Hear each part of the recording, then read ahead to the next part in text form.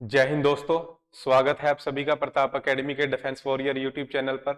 मैं हूं अंकित सिंह राणा और आज हम करेंगे चौथा मॉक टेस्ट जीके का। ठीक है ना। तो इससे पहले जो मॉक टेस्ट हुए हैं वो आपको चैनल पे मिल जाएंगे, अलग से प्लेलिस्ट बना रखी है। ठीक है, अगर आप चैनल पे पहली बार आए हैं तो चैनल को सबसे पहले तो आप सब्सक्राइब करें। ठीक है, और फिर प्लेलिस्ट में जाएं, वहां पे देखें जीके के मॉक टेस्ट अलग रखे हैं और साइंस के मॉक टेस्ट अलग रखे हैं। ठीक है, तो चलिए हम आज का अपना चौथा जो मॉक टेस्ट है वो शुरू करते हैं।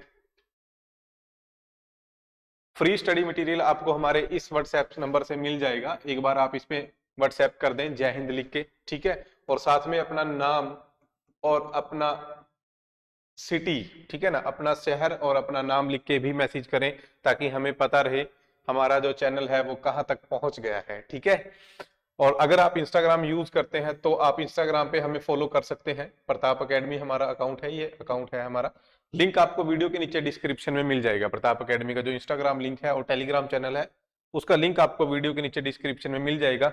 कोई भी क्वेरी है आप डायरेक्टली मैसेज करें हमें इंस्टाग्राम पे, कोई इशू नहीं है, कोई दिक्कत नहीं है, आप डायरेक्टली मैसेज करें। ठीक है, तो चलिए फिर फटाफट हम स्टार्ट करते हैं। फर्स्ट प्रश्न है आज का, लंदन किस नदी के किनारे स्थित है? ठीक है ना, तो लंदन जो शहर है वो आपने बताना है। बिल्कुल बेसिक से क्वेश्चन है आज, सारे प्रीवियस ईयर क्वेश्चन ही है ये। ठीक है, तो उम्मीद है आप आज 15 में से 15 नंबर आपके आ जाएंगे। ठीक है ना, मतलब 15 क्वेश्चन है और आपके 30 नंबर है जो वो आ जाएंगे। इतने इजी क्वेश्चन आज हमने इसमें डाले हैं। ठीक है, तो वीडियो को पॉज करें और क्वेश्चन अटेम्प्ट करें आप। इसका सही आंसर क्या है? इसका सही आंसर है थेम्स नदी। ठीक है ना, काफी स्टूडेंट थेम्स और टेम्स में कंफ्यूज रहते हैं, तो इसका राइट आंसर क्या है? इसका राइट आंसर है थेम्स। ठीक है, लंदन जो शहर है वो थेम्स नदी के किनारे है और लंदन जो है वो इंग्लैंड देश की राजधानी है। ठीक है ना, इसकी राजधानी है इंग्लैंड की। ठीक है ना, इंग्लैंड देश की राजधानी है लंदन, आपने याद रखना है। और लंदन से रिलेटेड एक क्वेश्चन आपने और याद रखना है, एक क्वेश्चन मैंने पहले एग्जाम में देखा है, ऐसे पूछ लेते हैं, बिग बैन कहां पे है? बिग बैन, तो बिग बैन नाम की एक बहुत बड़ी बेल है। ठीक है ना, घंटी है, क्लॉक है, क्लॉक टावर, बेसिकली एक क्लॉक टावर है। ठीक है ना, अगर आपसे पूछा जाए बिग बैन कहां पे है तो बिग बैन आपको कहां पे मिलेगा?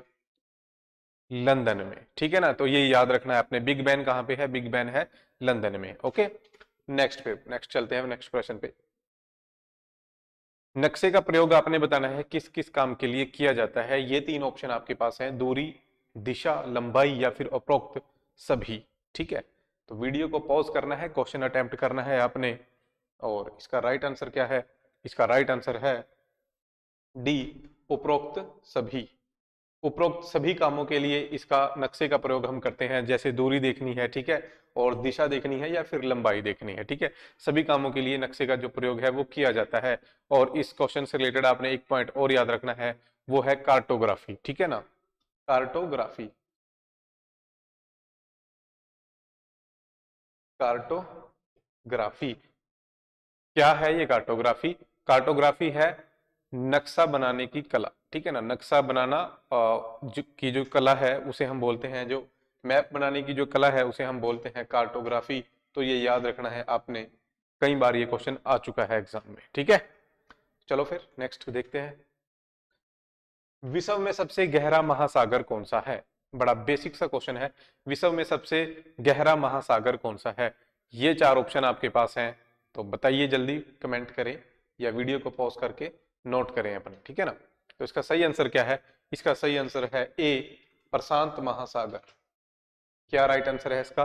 प्रशांत महासागर। ठीक है ना, प्रशांत महासागर को हम इंग्लिश में बोलेंगे पैसिफिक ओशियन। ठीक है, पैसिफिक, पैसिफिक ओशियन। और एक पॉइंट आपने याद रखना है, अगर आपसे पूछा जाए पूरे विश्व में कितने महासागर हैं, तो पूरे विश्व में है 5 महासागर। कितने हैं? 5 महासागर हैं। और अगर पूछा जाए सबसे बड़ा महासागर कौन सा है, सबसे बड़ा महासागर, तो सबसे बड़ा महासागर वही है जो सबसे गहरा है। और सबसे गहरा कौन सा है? तो सबसे गहरा है प्रशांत महासागर। ठीक है ना, तो सबसे बड़ा पूछें, सबसे गहरा पूछें तो कौन सा होगा? प्रशांत महासागर होगा। ठीक है ना, और दूसरा सबसे बड़ा महासागर कौन सा है? अगर ये क्वेश्चन आ जाए कि दूसरा सबसे बड़ा महासागर कौन सा है, तो दूसरा है अटलांटिक महासागर। कौन सा है? अटलांटिक महासागर, अटलांटिक महासागर, अटलांटिक ओशियन। तो इसको हिंदी और इंग्लिश में एक ही नाम है इसका, अटलांटिक महासागर। ठीक है। फिर तीसरा सबसे बड़ा महासागर कौन सा है? तो तीसरा सबसे बड़ा महासागर है हिंद महासागर। कौन सा है? हिंद महासागर, जिसको हम इंडियन ओशियन भी बोलते हैं, इंडियन ओशियन भी बोलते हैं। और फिर उसके बाद फोर्थ सबसे बड़ा महासागर कौन सा है? चौथा सबसे बड़ा महासागर है सदर्न ओशियन, यानी दक्षिणीय महासागर। ठीक है। और फिर लास्ट में सबसे छोटा महासागर कौन सा है? तो अगर पूछा जाए सबसे छोटा महासागर, तो वो होगा आर्कटिक महासागर, आर्कटिक। ठीक है ना। अटलांटिक पहले हम कर चुके हैं, अब है आर्कटिक महासागर, आर्कटिक महासागर। तो ये सबसे छोटा है। 5 महासागर हैं आपके, सबसे बड़े वाला प्रशांत है और सबसे छोटे वाला आर्कटिक। ठीक है। तो चलिए नेक्स्ट फिर हम स्टार्ट करते हैं। नेक्स्ट क्वेश्चन, भारत में गोवा को पुर्तगालियों से कब आजाद करवाया गया? ये आज का आपका प्रश्न है। ये 4 ऑप्शन आपके पास हैं, तो वीडियो को पॉज करके क्वेश्चन अटेम्प्ट करना है आपने। राइट आंसर इसका क्या है? राइट आंसर इसका है 1961। ठीक है। राइट आंसर इसका क्या है? 1961। ठीक है। क्योंकि 19 दिसंबर 1961 की बात है। हमारी इंडियन नेवी या हमारी सेनाओं ने एक ऑपरेशन चलाया था, ऑपरेशन विजय। ऑपरेशन विजय चलाया था, और इस ऑपरेशन विजय के तहत हमने क्या किया? हमने गोवा को पुर्तगालियों के कब्जे से आजाद करवाया। ठीक है ना। आपको पता है हमारे देश के ऊपर यूरोपियंस का कब्जा था, अंग्रेजों का। उसमें से सबसे ज्यादा एरिया के ऊपर, सबसे ज्यादा इलाके के ऊपर इंग्लैंड वालों का कब्जा था, ब्रिटेन वालों का। गोवा और गोवा के आसपास जैसे दमन दीव, आपने सुना होगा, एक केंद्र शासित प्रदेश है दमन दीव, दादरा नगर हवेली, ये छोटी छोटी कॉलोनियां थी जहां पे पुर्तगालियों का कब्जा था। गोवा, दमन दीव, दादर नगर हवेली, ये सारे इलाकों के ऊपर पुर्तगालियों का कब्जा था। और कुछ इलाके ऐसे थे जैसे पुडुचेरी, आपने सुना होगा, एक हमारा केंद्र शासित प्रदेश है पुडुचेरी, उसके ऊपर फ्रांसीसियों का कब्जा था। ठीक है ना। तो भारत को 1947 में आजादी मिल गई थी। हमने अंग्रेजों को, या जो आप बोल सकते हो ब्रिटेन वाले थे, उनको यहां से भगा दिया था। ठीक है ना। ब्रिटेन वालों को यहां से भगा दिया था। बट अभी भी 1947 के बाद भी कुछ इलाके ऐसे थे जैसे गोवा, दमन दीव, ठीक है, पुडुचेरी, यहाँ पे पुर्तगालियों और फ्रांसीसियों का कब्जा था। तो ये तारीख जो है 19 दिसंबर 1961, इस डेट को हमने पुर्तगालियों को भी भारत से निकाल दिया था। ठीक है ना, याद रखना है। और अगर आपसे पूछा जाए गोवा मुक्ति दिवस कब मनाया जाता है, गोवा मुक्ति दिवस, तो गोवा मुक्ति दिवस भी 19 दिसंबर को ही मनाया जाएगा। गोवा मुक्ति दिवस, गोवा लिबरेशन डे 19 दिसंबर को मनाया जाता है। क्लियर है? ठीक है जी। नेक्स्ट प्रश्न फिर आप अटेम्प्ट करो। पेरिस शहर आपने बताना है किस नदी के किनारे है। ठीक है। पेरिस शहर आपने बताना है किस नदी के किनारे है। ये 4 ऑप्शन आपके पास है, सीन नदी, थेम्स नदी, वोल्गा, या फिर इनमें से कोई भी नहीं। ठीक है। तो वीडियो को पॉज करके क्वेश्चन अटेम्प्ट करना है अपने। राइट आंसर इसका क्या है? राइट आंसर इसका है सीन। राइट आंसर इसका क्या है? सीन। ठीक है ना। तो पेरिस जो शहर है, फ्रांस की राजधानी है पेरिस, आपको पता ही होगा, फ्रांस की राजधानी है पेरिस। ठीक है। फ्रांस की राजधानी है पेरिस। तो ये आपने याद रखना है। और जो सीन है इसको हम बाई ट्रिक भी याद रख सकते हैं, जैसे पेरिस के सीन बहुत अच्छे हैं। ठीक है ना, आप ऐसे याद रख सकते हो, पेरिस के सीन जो है वो काफी अच्छे हैं। सीन मतलब एक तरह का व्यू। ठीक है ना, पेरिस के जो व्यू हैं, सीन है, वो काफी अच्छे हैं। आप इसको ऐसे भी याद रख सकते हो। और थेम्स का आपको पता ही है, थेम्स के किनारे क्या है? थेम्स के किनारे है लंदन। ठीक है ना। ओके। और ईफल टावर आप सभी ने देखा होगा, ईफल टावर कहाँ पे है? ईफल टावर भी आपको पेरिस में ही मिलेगा। ईफल टावर कहाँ पे है? पेरिस में है। नेक्स्ट, नेशनल बोटानिकल गार्डन किस शहर में स्थित है? तो नेशनल बोटानिकल गार्डन आपने बताना है, बोटानिकल मतलब जो वनस्पति होती है, वनस्पति के ऊपर रिसर्च करने के लिए एक सेंटर बनाया गया है, वो आपने बताना है, वनस्पति अनुसंधान केंद्र। अगर आपको उसको शुद्ध हिंदी में जानना है तो इसका है भारतीय या राष्ट्रीय वनस्पति अनुसंधान केंद्र। वनस्पति अनुसंधान केंद्र, अनुसंधान का मतलब होता है रिसर्च करना किसी भी चीज के ऊपर। ठीक है ना, रिसर्च करना। तो अनुसंधान केंद्र ये आपने बताना है कहाँ पे है। ये ऑप्शन आपके पास है लखनऊ, रेवा, रेवा मध्य प्रदेश में है। ठीक है। और जयपुर।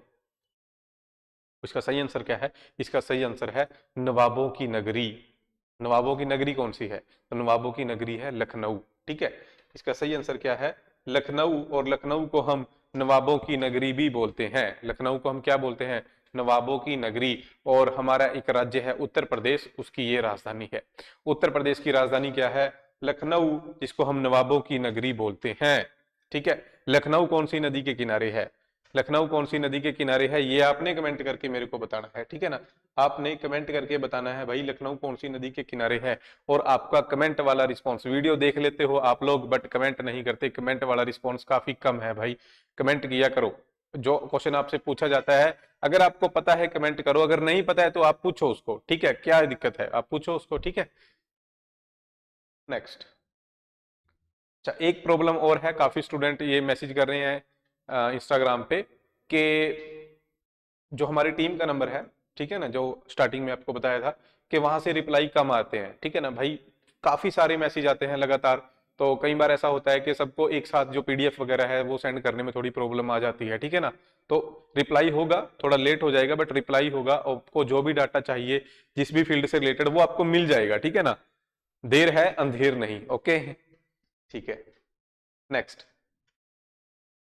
डैश ने सती प्रथा के अनुमूलन में अभूतपूर्व योगदान दिया। ठीक है ना, तो आपने उस व्यक्ति का नाम बताना है जिसने, अनुमूलन का मतलब होता है खत्म करना। ठीक है ना, सती प्रथा के खात्मे में, सती प्रथा को बंद करवाने में, खत्म करवाने में अपना बहुत ज्यादा योगदान दिया। ये चार ऑप्शन आपके पास हैं, विवेकानंद, ठीक है जी, और राजा राम मोहन रॉय, दयानंद सरस्वती, या फिर एनी बेसेंट। तो वीडियो को पॉज करना है, अपने क्वेश्चन अटेम्प्ट करना है। काफी अच्छा क्वेश्चन है, काफी इंपॉर्टेंट क्वेश्चन है। ठीक है ना, इसका राइट आंसर क्या है? इसका राइट आंसर है राजा राम मोहन रॉय। इसका राइट आंसर क्या है? राजा राम मोहन रॉय राइट आंसर है। ठीक है, और इससे रिलेटेड हम काफी क्वेश्चन देखेंगे। ठीक है, ध्यान से देखना है अपने। सती प्रथा, ठीक है, सती प्रथा को बंद करवाने में राजा राम मोहन रॉय ने काफी योगदान दिया, और इसके योगदान से सती प्रथा को 1829 में, याद रखना है, सुपर इंपोर्टेंट है, सती प्रथा को कब बंद किया गया? 1829 में। किसने बंद किया? तो उस टाइम भारत के गवर्नर जनरल, या भारत के नहीं, बंगाल के गवर्नर जनरल थे विलियम बेंटिक। कौन थे? विलियम, इंग्लिश में चल जाएगा ना, विलियम बेंटिक। ठीक है, याद रखना है। उस टाइम भारत, उस टाइम जो गवर्नर जनरल थे बंगाल के, वो कौन थे? William Bentinck. तो आपने याद रखना है कि सती प्रथा के ऊपर रोक किसने लगाई है? विलियम बेंटिक ने लगाई है। ठीक है, कब लगाई है? 1829 में। ओके, तो यहां तक आपने याद रखना है। उससे बाद आप ये देखो, राजा राम मोहन रॉय जो है, इनका असली नाम था राम मोहन राय। ठीक है ना, राजा नहीं था इनके नाम में।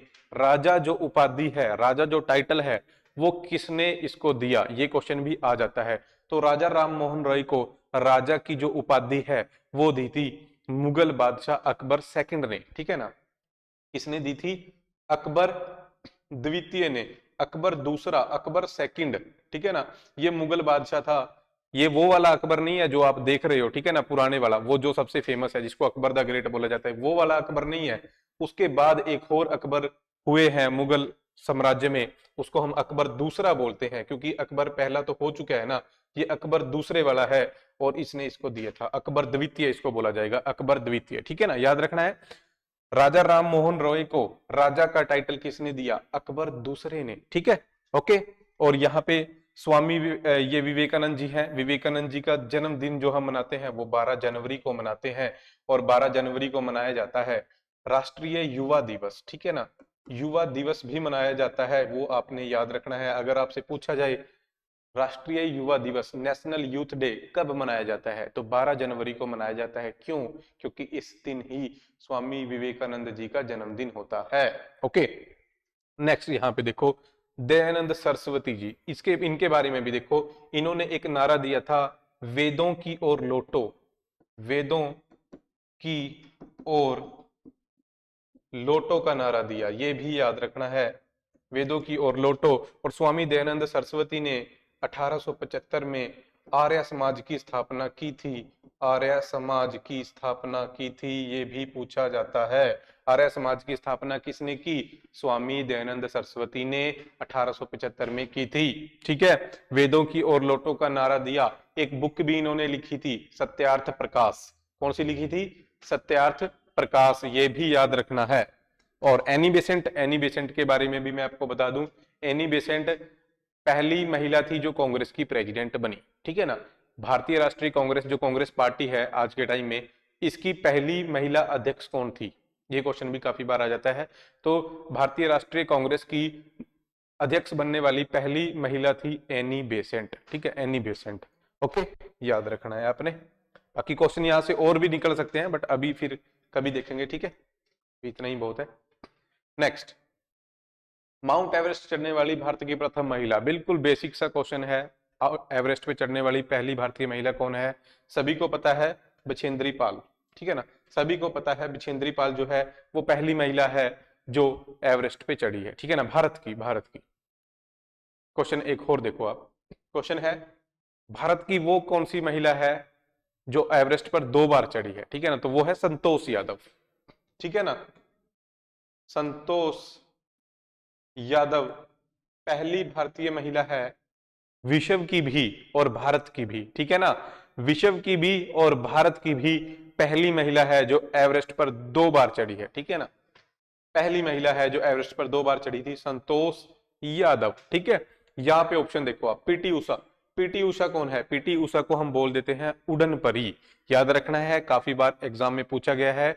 उड़न परी के नाम से किसे जाना जाता है, पीटी उषा को, पीटी उषा को जाना जाता है, ये रनर है, ठीक है ना, एथलीट है ये। कर्णम मल्लेश्वरी, कर्णम मल्लेश्वरी भी एक स्पोर्ट्स वुमेन है, इन्होंने ओलंपिक में गोल्ड नहीं सॉरी ओलंपिक में पहला मेडल जीता है भारत की तरफ से, ठीक है ना, पहली भारतीय महिला है कर्णम मल्लेश्वरी, पहली भारतीय महिला है कर्णम मल्लेश्वरी जिसने ओलंपिक में कोई भी मेडल जीता हो, कोई भी। तो सबसे पहले इन्होंने जीता था ब्रॉन्ज मेडल, ठीक है ना, कांस्य पदक जो है, ठीक है, याद रखना है। कर्णम मल्लेश्वरी पहली भारतीय महिला है जिसने ओलंपिक में पदक जीता, कांस्य पदक जीता था इन्होंने, ठीक है ना, याद रखना है। फातिमा बीवी, फातिमा बीवी भारत की पहली महिला जज है, पहली भारतीय महिला जज, ठीक है ना, याद रखना है फातिमा बीवी।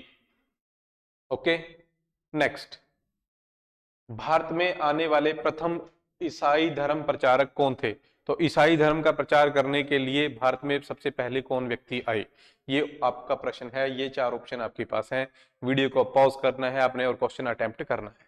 ओके, चलिए फिर मैं आपको बता देता हूं इसका सही आंसर क्या है। इसका सही आंसर है सेंट थॉमस। सेंट थॉमस जो है वो पहले ईसाई धर्म के प्रचारक थे जो भारत पहुंचे ईसाई धर्म का प्रचार करने के लिए। कहां पे आए, ये आए थे केरल में, ठीक है, कहां पे आए थे, केरल में, याद रखना है आपने, केरल में आए थे। और सेंट थॉमस जो है ये ईसाई धर्म के संस्थापक जो थे, ईसा मसीह या जीसस क्राइस्ट, उनके पहले जो 12 शिष्य थे उन 12 शिष्यों में से एक थे ये, ठीक है ना। जीसस क्राइस्ट जो ईसाई धर्म के संस्थापक हैं, जिन्होंने ईसाई धर्म को शुरू किया, उनके पहले 12 शिष्यों में से एक शिष्य थे सेंट थॉमस जो भारत आए थे केरला में, ठीक है ना। ओके, नेक्स्ट, भारतीय योजना आयोग का गठन कब हुआ था, ये आपका प्रश्न है, ठीक है ना। तो योजना आयोग का गठन कब हुआ, ये आपका प्रश्न है, ये आपके पास ऑप्शन है। तो इसका सर राइट आंसर क्या है, इसका राइट आंसर है 1950, ठीक है ना। तो योजना आयोग जो था अब नहीं है, ठीक है ना, 2014 में इसको बंद कर दिया गया, ये भी आपने याद रखना है। योजना आयोग को कब बंद किया गया, तो योजना आयोग को बंद किया गया 2014 में। शुरू कब हुआ था, शुरू हुआ था 1950 में, ठीक है ना। जवाहरलाल नेहरू ने शुरू किया था और नरेंद्र मोदी ने इसको बंद किया है, ठीक है ना। इसका काम क्या है, ये सरकार के थिंक टैंक के तौर पर काम करता था। ये क्वेश्चन काफी बार आ चुका है, आपने याद रखना है।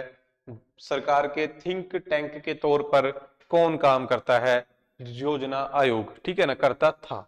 ओके, और योजना आयोग का प्रेसिडेंट या अध्यक्ष या चेयरमैन अगर आपसे पूछा जाए तो वो कौन होता है, तो वो हमेशा प्रधानमंत्री, प्राइम मिनिस्टर। योजना जो आयोग था उसका पहला चेयरमैन कौन था, योजना आयोग का पहला चेयरमैन था जवाहरलाल नेहरू, क्योंकि उस टाइम पे प्रधानमंत्री कौन थे, जवाहरलाल नेहरू ही थे, ठीक है ना। तो जो भी व्यक्ति प्रधानमंत्री होगा वो ऑटोमेटिकली योजना आयोग का चेयरमैन बन जाएगा। तो अब योजना आयोग तो नहीं है क्योंकि 2014 में इसको बंद कर दिया गया था। अब योजना आयोग की जगह पे है नीति आयोग। क्या है, नीति आयोग। और ये वर्ड, ये नाम आपने सुना होगा, ठीक है ना, ये आप पहले सुन चुके होंगे, ठीक है, नीति आयोग। तो अब योजना आयोग नहीं है, अब है नीति आयोग, ठीक है ना।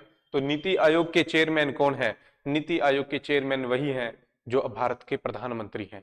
और भारत के प्रधानमंत्री कौन है, ये आपने कमेंट करके बताना है, ठीक है। तो चलिए फिर नेक्स्ट देखते हैं क्वेश्चन। वर्तमान में फारस को किस नाम से जाना जाता है? तो फारस जो इलाका है वो वर्तमान में हम उसको किस नाम से जानते हैं? ये चार ऑप्शन आपके पास हैं, इजराइल, ईरान, इराक या फिर कुवैत, ठीक है। तो आपने राइट आंसर कमेंट करना है। और इसका सही आंसर क्या है? इसका सही आंसर है ईरान, ठीक है।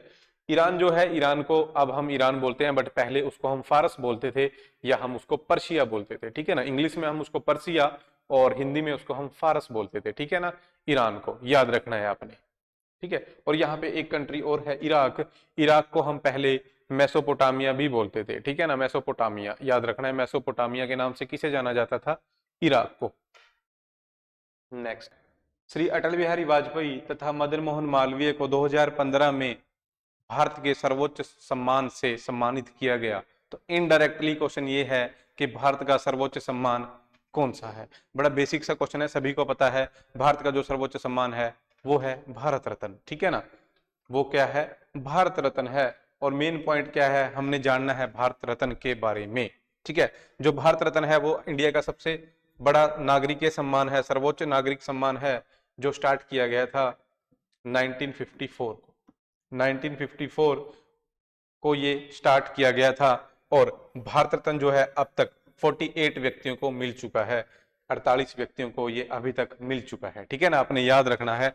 और ये क्वेश्चन आ जाता है कई बार, ठीक है ना। कब शुरू है ये भी आ जाता है, और अब तक कितने को मिल चुका है। हम यहाँ पे 2022 तक की अगर बात करें, 2022 में भी किसी को नहीं मिला है, 2021 में भी और 2020 में भी। आखिरी बार जो मिला था, पहले देखो 2015 का ये है, 2015 के बाद सीधा ये 2019 में मिला।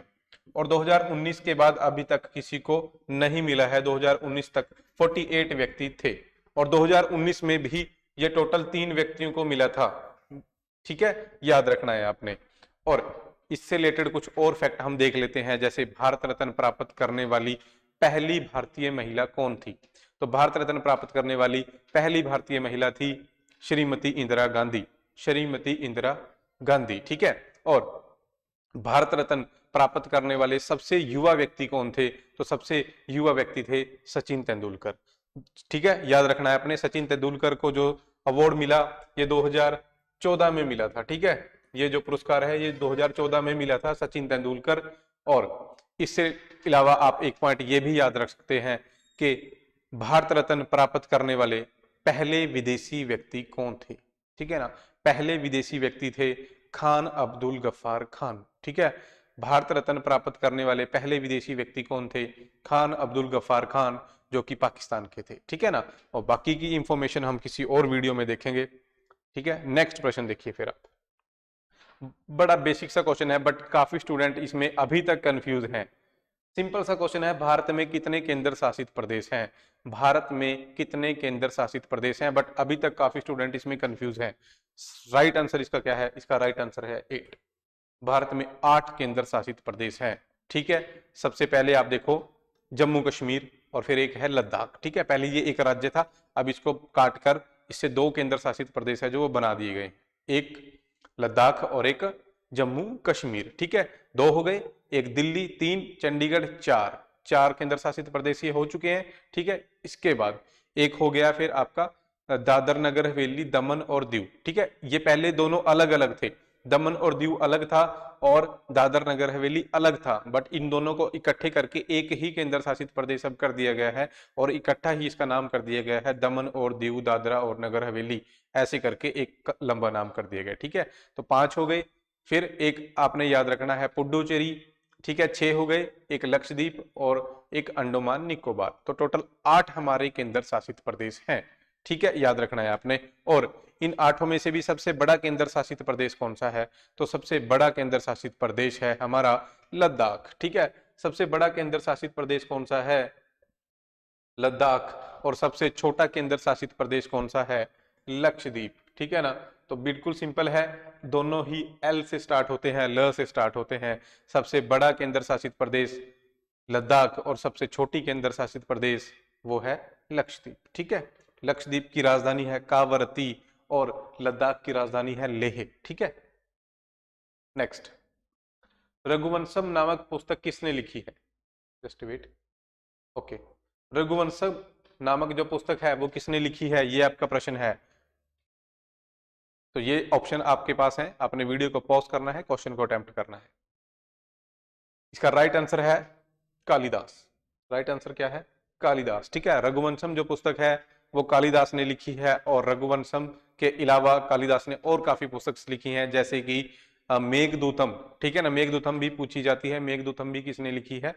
कालिदास ने। और इसके अलावा अभिज्ञान शकुंतलम, ठीक है, ये पुस्तक भी पूछी जाती है, अभिज्ञान शकुंतलम, ये पुस्तक भी किसने लिखी है? कालिदास ने लिखी है। ठीक है, और इसके अलावा एक पुस्तक आप और याद रख सकते हो, मालविका अग्निमित्रम।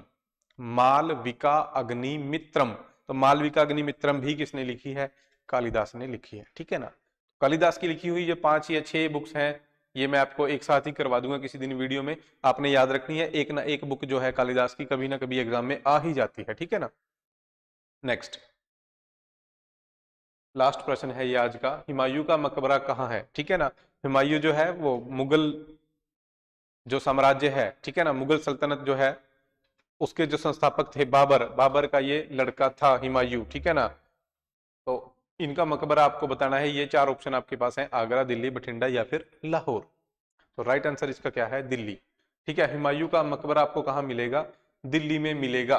ठीक है, याद रखना है आपने, हुमायूं जो है ये मुगल या मुगलों का दूसरा बादशाह था। पहले कौन थे? बाबर, और दूसरा कौन था?